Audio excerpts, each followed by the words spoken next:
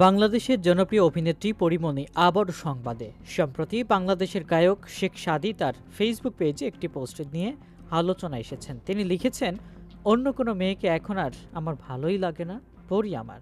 সাথে দিয়েছেন ভালোবাসার ইমোজি, যা জল্পনা সৃষ্টি করেছে। তবে কিছুদিন আগে শেখ সাদী পরীমণির জামিনদার ছিলেন, যা আরও উত্তেজনা বাড়িয়েছে। পরীমণির বয়স ৩৩ বছর। একাধিক ডিভোর্সের পর তিনি ২ সন্তানের মা।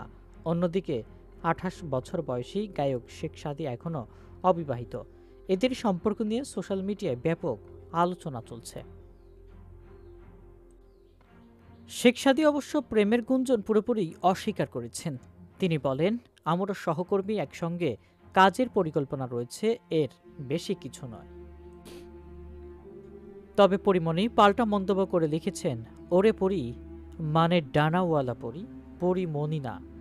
পরে শেখ সাদীও এই পোস্ট শেয়ার করে মন্তব্য করেন, আরও একটি জিনিস, আইডিজা পরীর অর্থ হলো পরী আমার না।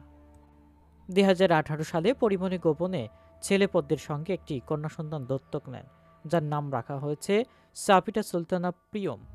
২০২২ সালে শরীফুল রাজের সঙ্গে বিয়ে করেছিলেন পরীমণি। তবে ১ বছর পর তাদের সংসার ভেঙে যায়। পরীমণির জীবনে একাধিক বিয়ে ও সম্পর্কের কারণেই বিতর্কের অন্ত নেই তার।